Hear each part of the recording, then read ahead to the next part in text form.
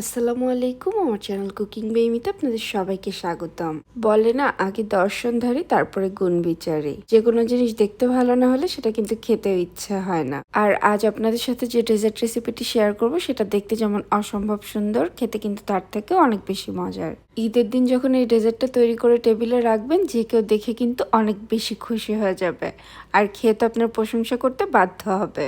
ঈদের জন্য একদম পারফেক্ট একটি ডেজার্ট বা পুডিং রেসিপি ট্রাই করতে পারেন, আশা করছি আপনাদের অনেক বেশি ভালো লাগবে। প্রথমে চুলায় একটা প্যান বসিয়ে নিয়ে নিচ্ছি 1 লিটার তরল দুধ। আমি এখানে কাঁচা দুধটা ইউজ করেছি, আপনারা চাইলে জাল করা দুধও ইউজ করতে পারেন। এখন দুধটা জাল করে নিচ্ছি। দুধে বলক আসা পর্যন্ত অপেক্ষা করছি। আর দুধে ফ্লেভার আনার জন্য আমি লেবুর খোসা ইউজ করব। একটা বড় সাইজের লেবু নিয়ে সেটার উপরের পাতলা সবুজ খোসাটাকে কেটে নিয়েছি। দেখে নিশ্চয় বুঝতে পারছেন খুব পাতলা করে শুধুমাত্র সবুজ অংশটা কেটে নিয়েছি। খেয়াল রাখতে হবে যেন সাদা অংশটা কেটে না যায়, তাহলে সেটা খেতে কিন্তু তিতা লাগবে। দুধে বলক আসার পরে লেবুর খোসাটাকে দিয়ে এটাকে খুব ভালোভাবে জাল করে নিচ্ছি। 5-6 মিনিটের মতো জাল করে নিব। লেবুর খোসা দিয়ে জাল হতে হতে এর মাঝে আমি একটা কর্নফ্লাওয়ারের মিশ্রণ তৈরি করে নিব। একটা বাটিতে 1/2 কাপ তরল দুধ নিয়েছি, দুধটা আগে থেকে জাল করা ছিল। এর সাথে দিয়ে দিচ্ছি 1/4 কাপ কর্নফ্লাওয়ার। কর্নফ্লাওয়ার দিয়ে ভালোভাবে মিশিয়ে নিয়ে দিয়ে দিচ্ছি 1/4 কাপ গুঁড়া দুধ। গুঁড়া দুধটাকেও মিশিয়ে নিচ্ছি। গুঁড়া দুধটা কিন্তু অপশনাল, তবে দিলে খেতে অনেক বেশি ভালো লাগবে। এখন এই মিশ্রণটাকে একটা সাইডে রেখে যে লেবুর খোসাগুলো দিয়েছিলাম সেগুলোকে উঠিয়ে নিচ্ছে। লেবুর খোসাগুলোকে উঠিয়ে নেওয়ার পরে দিয়ে দিচ্ছি 1/3 কাপ চিনি। মিষ্টিটা কিন্তু আপনারা আপনাদের স্বাদ মতো কমিয়ে বাড়িয়ে এখানে ইউজ করতে পারবেন। আর এর সাথে কর্নফ্লাওয়ারের মিশ্রণটাও দিয়ে দিচ্ছি। কর্নফ্লাওয়ার মিশ্রণ দিলে যেহেতু দুধটা অনেক দ্রুত ঘন হয়ে যায়, এটাকে নাড়া বন্ধ করা যাবে না, অনবরত নেড়ে নেড়ে জাল করতে হবে। আমি চুলার আঁচটাকে মিডিয়ামে রেখে এটাকে অনবরত নেড়ে নেড়ে জাল করে নিচ্ছি। নাড়া বন্ধ করার সাথে সাথে কিন্তু এটা নিচে ধরে বা পুড়ে যেতে পারে, তখন কিন্তু এটার টেস্ট পুরোপুরি নষ্ট হয়ে যাবে।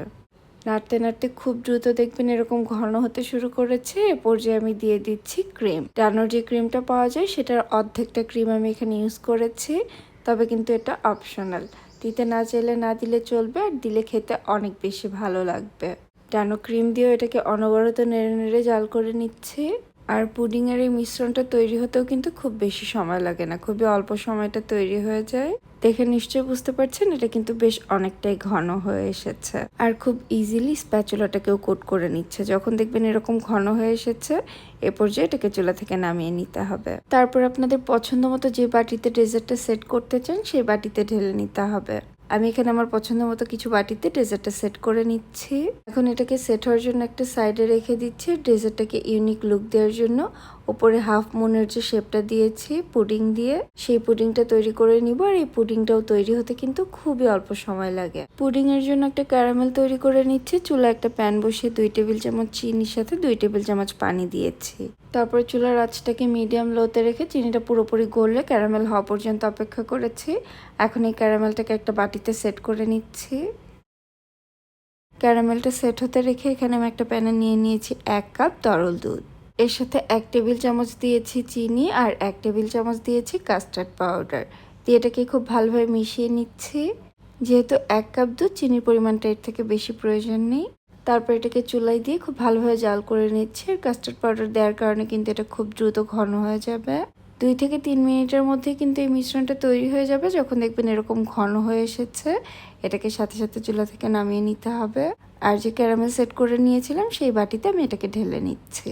আর এই পুডিংয়ের মিশ্রণটা সেট হতে একদমই সময় লাগে না। যখন এটা কিছুটা ঠান্ডা হয়ে যাবে, এটাকে নর্মাল ফ্রিজে রেখে দিব।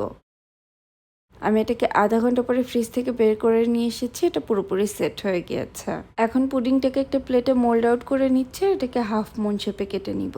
আর আপনাদের কাছে যদি হাফ মুন শেপের কোনো কুকি কাটার থাকে তাহলে সেটা দিয়ে খুব ইজিলি আপনারা কেটে নিতে পারেন। আমার কাছে ছিল না, সেজন্য এখানে আমি একটা ছোট কৌটার ঢাকনা নিয়ে নিয়েছি, সেটা দিয়ে হাফ মুন শেপে কেটে নিচ্ছি।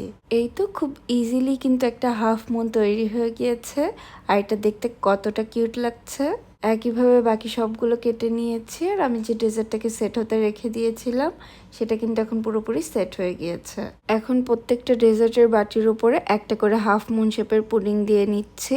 এটা কিন্তু শুধুমাত্র ডেকোরেশনের জন্য, আর দিলে খেতেও ভালো লাগে, তবে অপশনাল। আপনারা যদি না দিতে চান না দিলেও চলবে। যেহেতু ঈদ স্পেশাল ডেজার্ট দেওয়ার চেষ্টা করবেন, এতে কিন্তু এটার লুকটা অনেক বেশি ভালো আসবে। আর আমি কিছুটা পেস্তা বাদাম গুঁড়া করে নিয়েছিলাম, সেটাকে সাইড দিয়ে ডিজাইন করে দিয়ে দিচ্ছি। পেস্তা বাদামটা দিলে কিন্তু এটা খেতে অনেক বেশি ভালো লাগবে। তবে আপনারা চাইলে কিন্তু অন্য যে কোনো বাদামও এখানে ইউজ করতে পারেন। আর এই ডেজার্টটা চাইলে আপনারা ঈদের আগের দিন তৈরি করে নর্মাল ফ্রিজে রেখে দিতে পারেন, পরের দিন এটাকে ঠান্ডা ঠান্ডা সার্ভ করতে পারেন। অবশ্যই চেষ্টা করবেন এটাকে ঠান্ডা ঠান্ডা সার্ভ করার জন্য। যখন এই ডেজার্টটা তৈরি করবেন সবাই খেয়ে কিন্তু আপনার প্রশংসা করতে বাধ্য হবে। রেসিপিটি কিন্তু এই ঈদে ট্রাই করতে পারেন, আর ট্রাই করলে কেমন লাগলো আমাকে কমেন্ট সেকশনে জানাতে ভুলবেন না।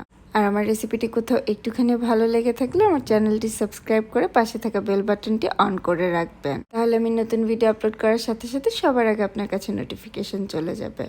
অসম্ভব মজার একটি ডেজার্ট রেসিপি দেখার জন্য আপনাদের সবাইকে স্বাগতম জানাচ্ছি। আজ যে ডেজার্ট রেসিপিটি শেয়ার করব সেটা কিন্তু ঘরে থাকা খুবই অল্প কিছু উপকরণ দিয়ে তৈরি করে নেওয়া যায়, তবে খেতে এত মজার হয় যে একবার তৈরি করলে নিশ্চয়ই বারবার তৈরি করবেন। আশা করছি রেসিপিটি আপনাদের ভালো লাগবে।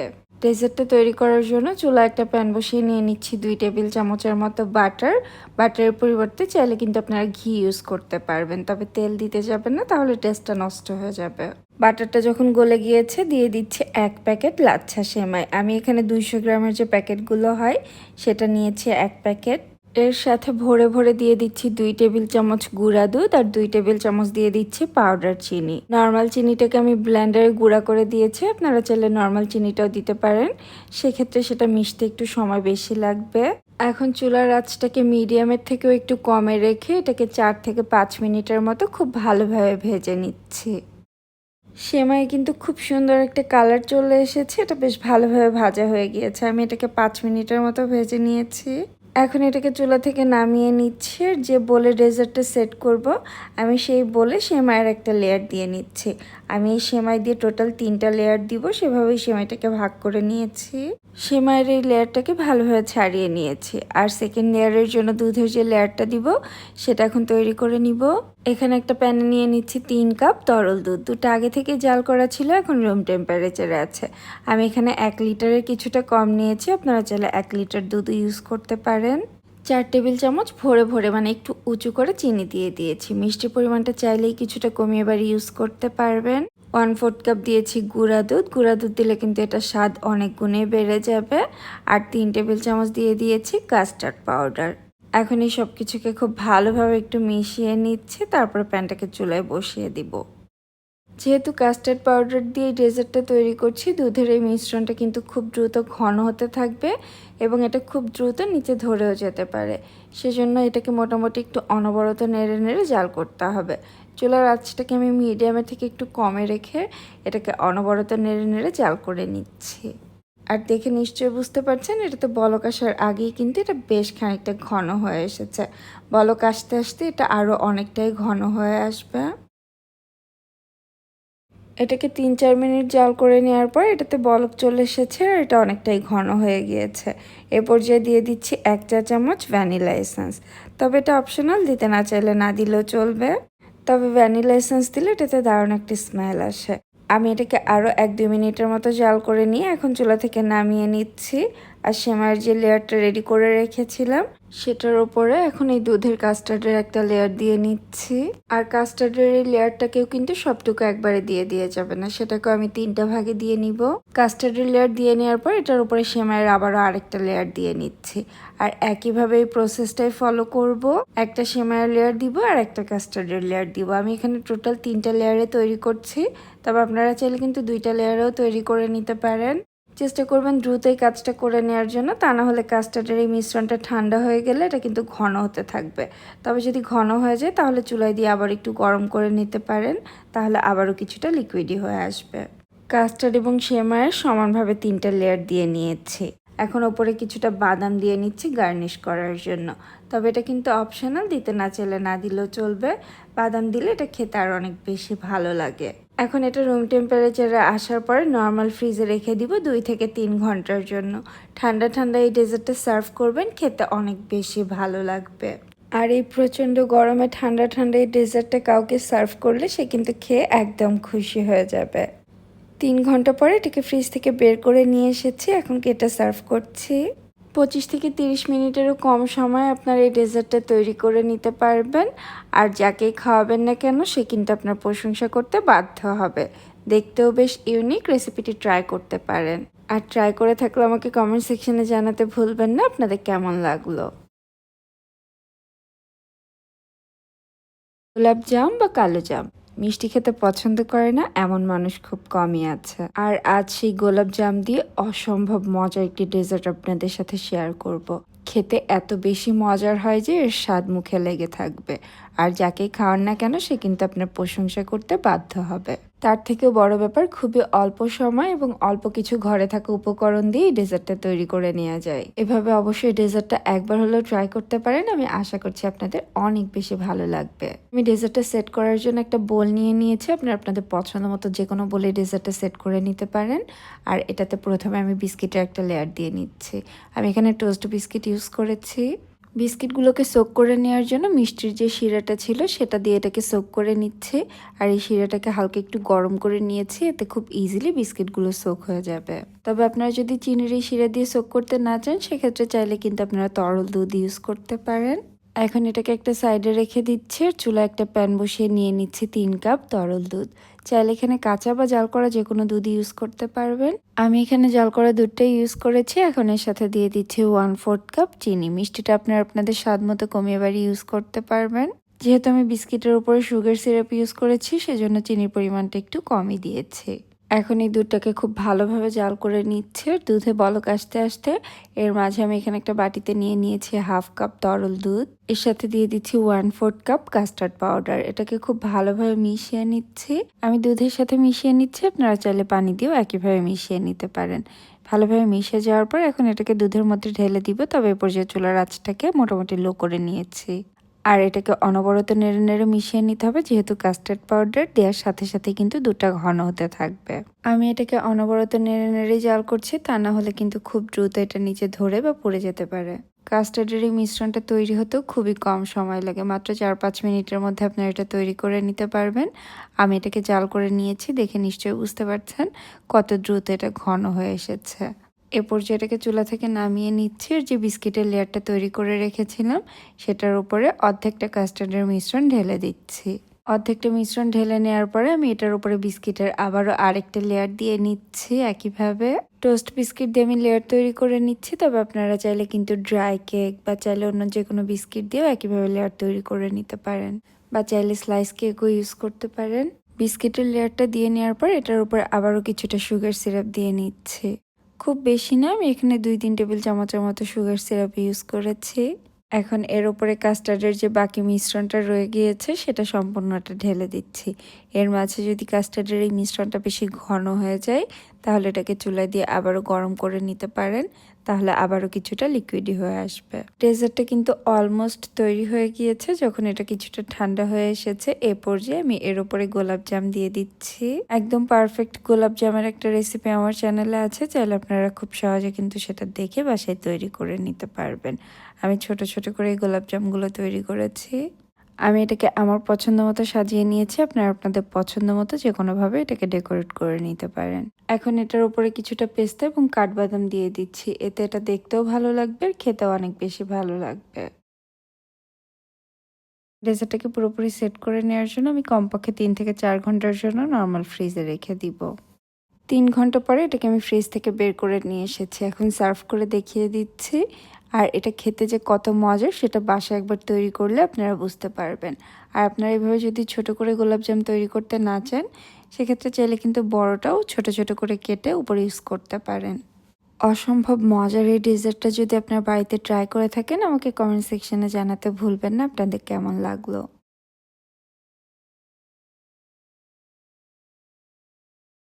তৈরি করে দেখাবো অসম্ভব মজার একটি ডেজার্ট বা মিষ্টির রেসিপি।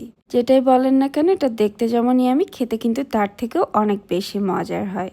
আর আজ এই ডেজার্টটা কিন্তু আমি পাউরুটি দিয়ে তৈরি করব। পাউরুটি দিয়ে যে এত মজার ডেজার্ট তৈরি করা যায় এভাবে একবার তৈরি না করলে বুঝতেই পারবেন না। আর যাকেই খাওয়ান না কেন সে কিন্তু আপনার প্রশংসা করতে বাধ্য হবে। হয়তো বা আগে কখনো এভাবে রেসিপিটি ট্রাই করেননি, অবশ্যই একবার হলেও ট্রাই করতে পারেন। আশা করছি আপনাদের অনেক বেশি ভালো লাগবে। এখন কথা না বাড়িয়ে আমি পুরো রেসিপিতে চলে যাচ্ছি। প্রথমে এখানে একটা প্যান নিয়ে নিয়েছি আর নিয়ে নিচ্ছি 750 গ্রাম তরল দুধ। মানে 3 কাপ তরল দুধ ইউজ করেছি। আপনারা চাইলে কিন্তু এখানে 1 লিটার তরল দুধ ইউজ করতে পারেন। আর এই দুধটা আমি আগে থেকে জাল করে রেখেছিলাম, এখন রুম টেম্পারেচারে আছে। এর সাথে সমান করে 3 টেবিল চামচ দিয়ে দিচ্ছি কাস্টার্ড পাউডার। আপনারা ভরে ভরে ইউজ করলে 2 টেবিল চামচ ইউজ করতে পারেন। আর 2 টেবিল চামচ ভরে ভরে দিয়ে দিচ্ছি গুঁড়া দুধ। গুঁড়া দুধটা অপশনাল, দিলে খেতে বেশি ভালো লাগবে। আর 4 টেবিল চামচ ভরে ভরে দিয়ে দিচ্ছি চিনি। মিষ্টির পরিমাণটা আপনাদের স্বাদ মতো কমিয়ে বাড়িয়ে এখানে ইউজ করতে পারবেন। চিনি যেহেতু আমি আরও কয়েক জায়গায় ইউজ করব, সেজন্য এখানে একটু কম ইউজ করেছি। এখন এই সব কিছুকে একসাথে খুব ভালোভাবে মিশিয়ে আমি প্যানটাকে চুলায় বসিয়ে দিয়েছি। চুলার আঁচটাকে এখন মোটামুটি মিডিয়ামে রেখে এটাকে অনবরত নেড়ে নেড়ে জাল করে নিব। যেহেতু কাস্টার্ড পাউডার ইউজ করেছি, খুব দ্রুত এটা ঘন হতে থাকবে আর নিচে ধরেও যেতে পারে, সেজন্য এটাকে অনবরতই নাড়তে হবে। অল্প কিছুক্ষণের মধ্যে দেখবেন এটা ঘন হতে শুরু করবে। এই মিশ্রণটা তৈরি হতে একদমই সময় লাগে না। এটাতে বলক আসতে আসতে এটা বেশ খানিকটা ঘন হয়ে এসেছে। বলক আসার পরে এখন এর সাথে দিয়ে দিচ্ছি 1 টেবিল চামচ কাঠবাদাম আর 1 টেবিল চামচ পেস্তা বাদাম। বাদাম দিলে এটা খেতে অনেক বেশি ভালো লাগে। হাতের কাছে 2 ধরনের বাদাম না থাকলে যে কোনো একটা ইউজ করতে পারেন। আর এটাতে বলক আসার পরে 2 মিনিটের মতো জাল করে নিলেই হবে। এই মিশ্রণটা কিন্তু তৈরি হয়ে গিয়েছে। কনসিস্টেন্সিটা একটু দেখিয়ে দিচ্ছি। এটাকে এর থেকে বেশি আর ঘন করা যাবে না, কেননা এটা ঠান্ডা হলে আরও বেশ খানিকটা ঘন হয়ে যাবে। কাস্টার্ডের মিশ্রণটাকে একটা সাইডে রেখে এখন ডেজার্টের ভেতরে ফিলিংটা তৈরি করে নিব। এখানে একটা ব্লেন্ডারের জারে 15-16টার মতো কাঠবাদাম আর 15-16টার মতো কাজু বাদাম নিয়ে নিয়েছি। বাদামগুলোকে আধা ঘন্টা আগে ভিজিয়ে রেখেছিলাম, এতে বাদামটা কিছুটা সফট হয়েছে। আর কাঠবাদামের খোসাটাকেও ছিলে নিয়েছি। সাথে দিয়ে দিচ্ছি 1 পিস পাউরুটি। পাউরুটিটাকে একটু ছিঁড়ে ছিঁড়ে দিয়ে দিচ্ছি, এতে ব্লেন্ড করে নেওয়া ইজি হবে। সবকিছুকে আমি খুব ভালোভাবে এখন ব্লেন্ড করে নিচ্ছি। আর এগুলোকে ব্লেন্ড করে নেওয়ার পরে দেখে নিশ্চয়ই বুঝতে পারছেন এটা একদম গুঁড়া গুঁড়া হয়ে গিয়েছে। এখন এটাকে একটা বাটিতে নিয়ে নিচ্ছি। এর সাথে দিয়ে দিচ্ছি 1/2 কাপ গুঁড়া দুধ আর দিচ্ছি 2 টেবিল চামচ কনডেন্সড মিল্ক। কনডেন্স মিল্কের পরিবর্তে চাইলে কিন্তু আপনারা এখানে চিনিও ইউজ করতে পারবেন। সেক্ষেত্রে চিনিটাকে ব্লেন্ডারে গুঁড়া করে নিতে হবে। বাদাম আর পাউরুটির সাথে একসাথে গুঁড়া করে নিতে পারেন, তাহলে খুব ইজিলি চিনিটা মিশে যাবে। আর এটাতে আমি ভরে ভরে 2 টেবিল চামচ কনডেন্স মিল্ক দিয়েছি। আপনারা চাইলে কিছুটা কম বেশি দিতে পারেন। আর এটাতে খুব সুন্দর একটা কালার আনার জন্য আমি এখানে কিছুটা রেড ফুড কালার ইউজ করেছি। অল্প একটু রেড কালার দিয়েতে এটাতে খুব সুন্দর একটা পিঙ্ক কালার এসেছে। এটাকে মেখে নেওয়ার সময় যদি প্রয়োজন মনে হয় তাহলে কিছুটা তরল দুধ ইউজ করতে পারেন। আমি এখানে 2 চামচের মতো তরল দুধ ইউজ করেছি। আপনাদের কিছুটা কম বেশি লাগতে পারে, তবে দুধটা একবারে দিবেন না, অল্প অল্প করে দিয়ে মেখে নিলে একদম পারফেক্ট তৈরি হবে। এটা দেখতে কিছুটা স্টিকি মনে হলেও 5-7 মিনিট রেখে দিলেই কিন্তু শক্ত হয়ে যাবে। এখন এখান থেকে অল্প কিছুটা করে পোর্শন নিয়ে হাতের তালুর মাঝে রেখে গোল করে নিচ্ছি। আর এই বলগুলো কিন্তু খুব বেশি বড় না, আবার খুব বেশি ছোট না, মিডিয়াম সাইজের করে তৈরি করে নিচ্ছি। এক একটা বল এক একটা পাউরুটির মাঝে ফিলিং হিসেবে দিয়ে নিব। আপনাদের যে কয়টা বল হবে সেই কয় পিস পাউরুটি কেটে নিতে হবে। কয়েক পিস পাউরুটি নিয়ে নিয়েছি, সেগুলোর সাইডের ব্রাউন অংশটাকে কেটে নিচ্ছি। ব্রাউন অংশটা কেটে নেওয়ার পরে সেগুলো ফেলে না দিয়ে আপনারা চাইলে কিন্তু খুব ইজিলি এগুলোকে ব্লেন্ডারে দিয়ে ব্লেন্ড করে ব্রেড ক্রাম্বস তৈরি করে নিতে পারেন। তারপর এখানে একটা বাটিতে আমি 1/2 কাপ নিয়েছি তরল দুধ। দুধটা আগে থেকে জাল করা ছিল, এখন রুম টেম্পারেচারে আছে। এর সাথে 1 চা চামচ চিনি দিয়ে ভালোভাবে মিশিয়ে নিয়েছি। এখন 1 পিস করে পাউরুটি নিয়ে দুধের ভেতরে এপাশ ওপাশ করে জাস্ট একবার ডিপ করে নিচ্ছি। খুব বেশি সময় রাখা যাবে না, তাহলে কিন্তু অনেক দুধ সোক করে নিবে।